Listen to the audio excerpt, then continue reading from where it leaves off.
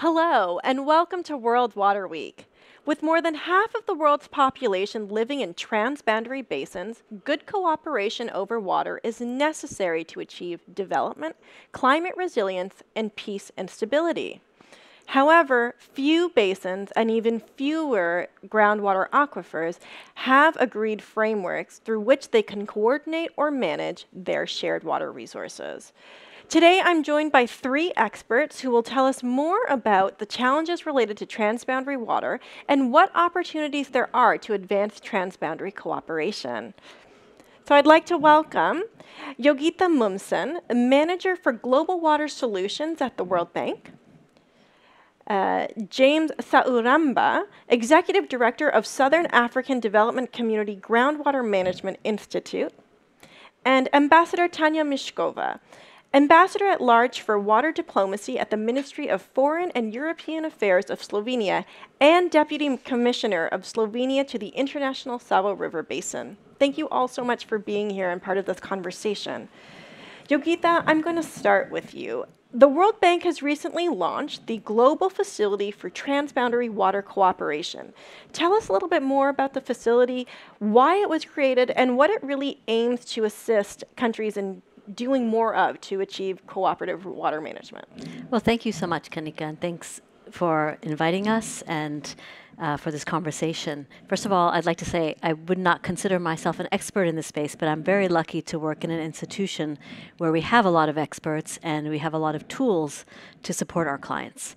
And those tools range from, normally we support our clients in the national, local space, and we support them with investment operations, we support them with policy development loans, so basically to run the gamut of investments and policies, institution support. We provide technical assistance, for example, through the Global Water Security and Sanitation Partnership or the Cooperation of International Waters in Africa. So these are all part of our toolkit of how we support countries on water resources management. And that's really the foundation to support on transboundary. So to provide the foundations on water resources management and other aspects of the water sector as a whole, we believe really help our clients address and develop the capacity on the transboundary space.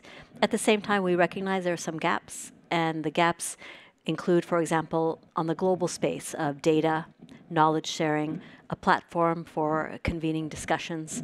And so that really motivated the Global Facility for Transboundary Waters.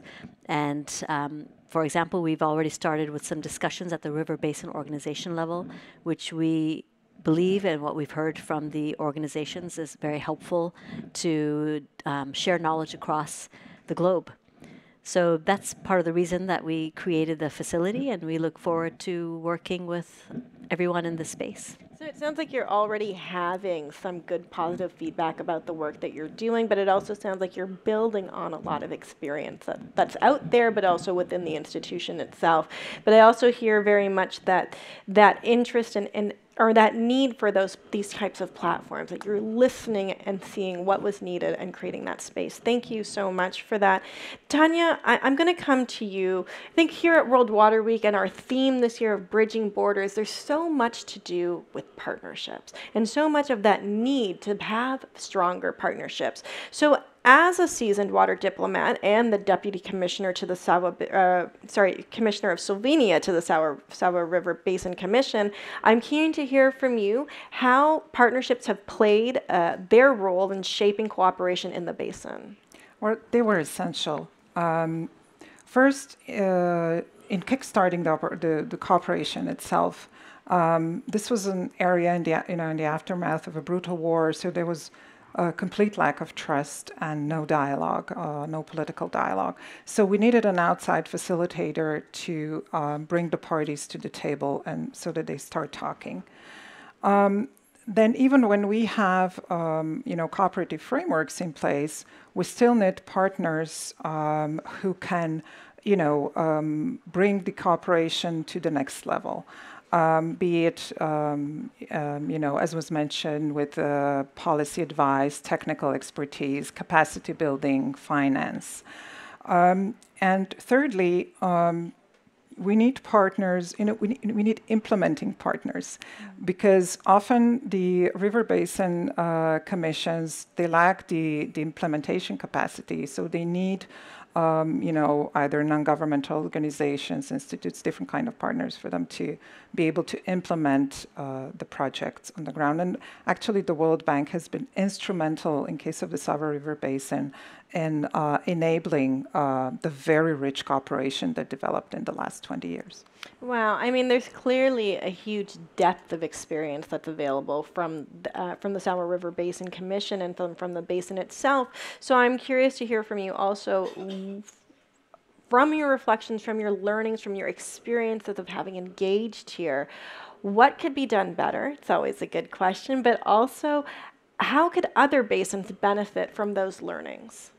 Well, first I would like to stress what really works well, what has worked well in Sava River Basin and was enabled by these partnerships. There is a robust but flexible institutional and legal framework. There is effective and equitable decision-making.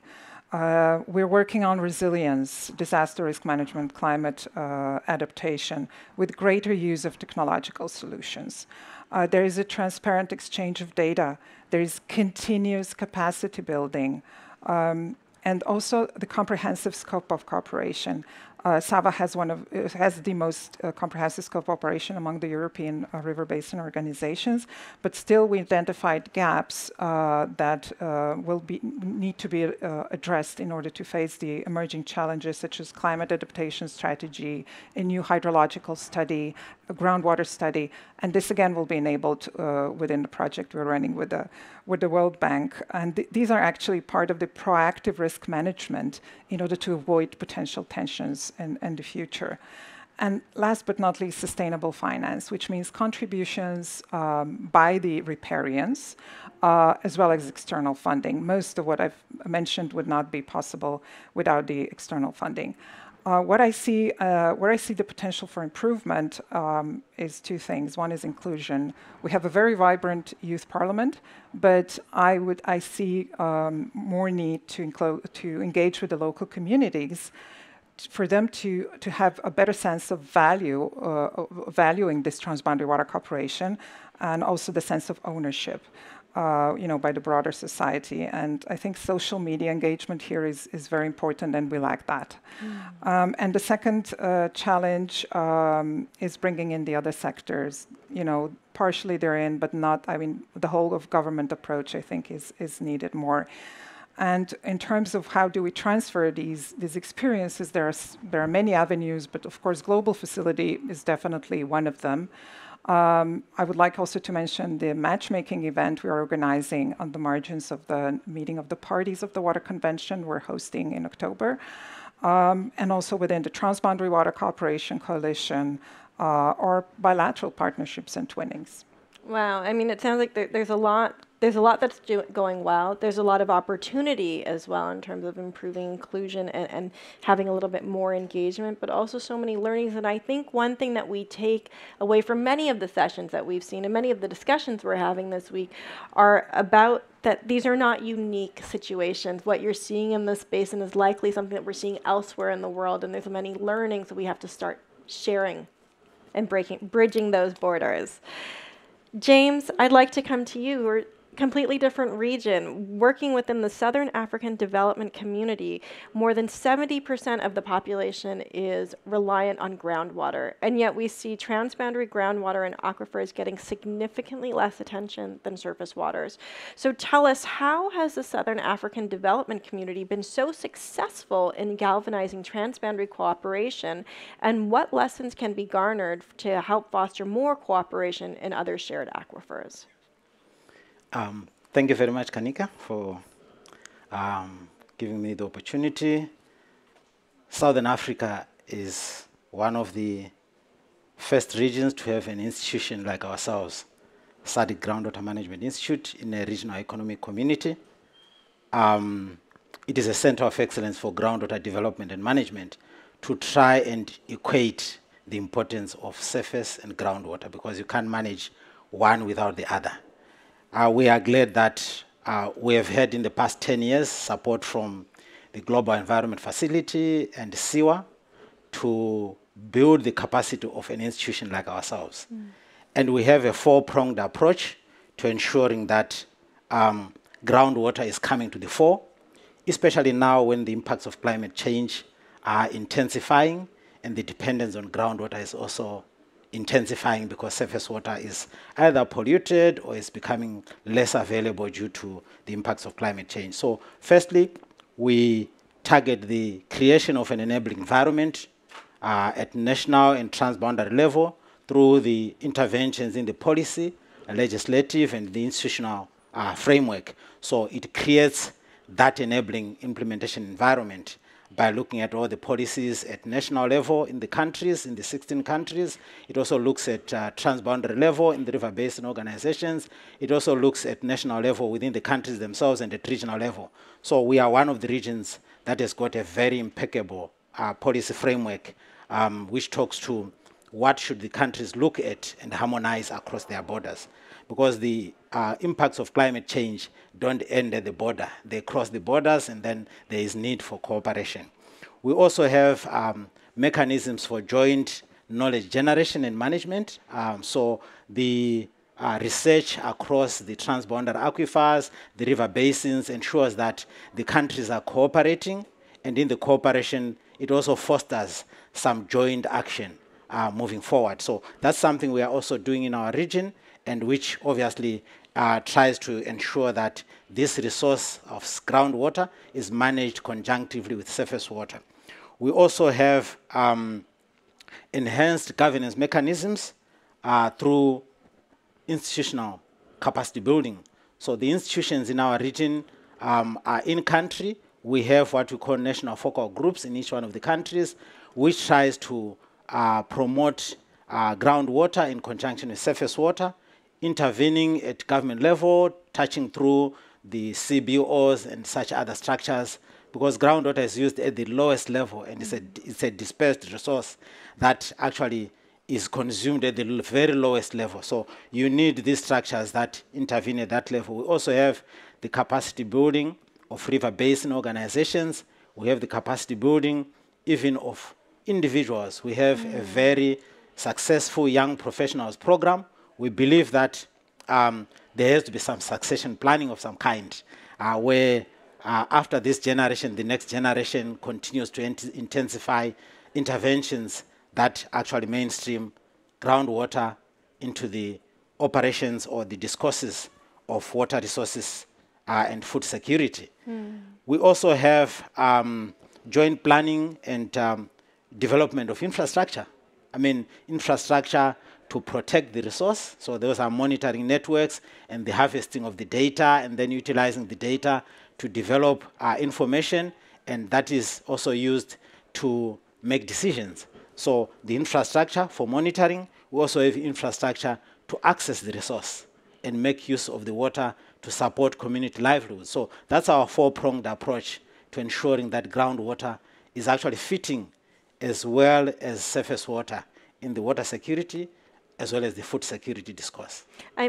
Thank you so much for that, James. I hear from you, you're really working at every level, from from individual up all the way up to institutional to national governments. I think that that's really what's needed, right? We cannot just assume that this is going to be solved at one level, and especially when we talk about transboundary basins, it cannot just be working at one country level. We have to work across the basin. We know that water does not respect our borders, our man-made borders, or human-made borders. So I think it's really fantastic that you've recognized this, but also working all the way down to the individual. And as you said, groundwater is reaching at that very lowest level. People are drawing directly from it for their livelihood. So super important.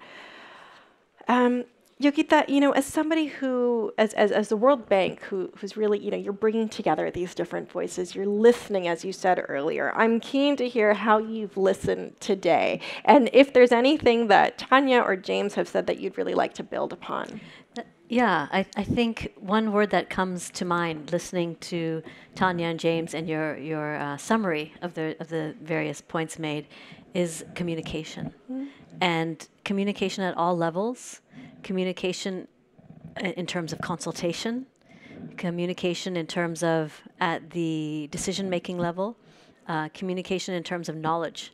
So building knowledge through different forms of communication, because and whether it's about the hidden wealth of groundwater and the transboundary nature, or just other aspects of data, and how this is communicated is going to be critical, and how communication is done across partners and across different stakeholders. So that's something that really rings strongly for me. Interesting. I mean, so we hear, you've said it so many times now, communication. I think what's also really interesting there, though, is, and something that you also touched upon, Tanya, is this importance of the data. And this is a new form of communication I think we need to start tapping into, that this is, and as we've heard in other places today and within the World Water Week, the rights over that data and how that data will be used, and is it done in an informed way. So I think a really important point. Thank you for raising that. Tanya, as we're getting closer to wrapping up our session, I'm curious, do you have any key messages that you'd like to share with our audience and have them take with them? Yes, I think in order to move, to have progress in Transboundary Water Cooperation, which is, of course, badly needed, a very important thing would be to expand the evidence base in favor of cooperation. We need to show them that it works.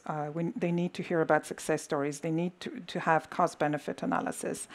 And we need to convince the politicians and the decision makers instead of calculating perceived political risks of cooperation, to instead calculate the increased fragility and lost developmental opportunities of non-cooperation. I think, sorry, I'm taking my notes here because I don't want to forget that, but I think that last point is incredibly important. The cost of lost opportunities of non-cooperation. I think that that's really fantastic, really important point to raise, but also I think a really strong call to all of us who are working in this sector, that need for the evidence base. I mean, we have to start talking about it in terms of what the data says. What do people say? What does evidence look like? How can we quantify in different ways? James, what is one thing that we need to start doing differently to drive change in transboundary water cooperation? Please share from your experience. Thank you, Kanika. Data. I think that's like the word. And sharing it. I think there is data sometimes, but the quality and the quantity is not such that we can use it. Maybe moving forward, we should start to think about how does AI come in and how can it help us to, have more data, share the data, and be able to make decisions, process it and make decisions that will help us to manage across borders and both surface and groundwater. I think that's an indispensable consideration that we should put on the table, and all of us rally around it to make this resource a life-saving resource as it is. Yeah, super important there. I'm putting down data, underlining, but I think also really important what you say there, the opportunities that AI present. And I think we really need to lean into that. Otherwise, we're going to be far, far behind. But really important points. I'd like to thank you all so much for joining this conversation today and sharing your rich experiences, and really, I think, shedding a light on what the possible way forward is. But Yogita, before we go, I want to come back to you and ask you to share with our audience, where can they find out more about the facility? So I think we will put on the screen or online the information on the website, which for the Global Facility for Transboundary Water Cooperation, which went live today. Okay. And it fits in well with the discussion on data. And so hopefully all of you can reach out and take a look at the website. Wonderful. So this data question is really going to be there, very important to hear, but also a big moment that it's launched today. So congratulations to the World Bank, but I think also to all of the stakeholders who have something to gain from this conversation, but also from the access to such a wonderful facility. Thank you all for being here once again. It's been an absolute pleasure. Thank you so much to our audience for joining us today. We look forward to seeing how you continue to develop in the area. Thank you, everyone. Goodbye. Thank you.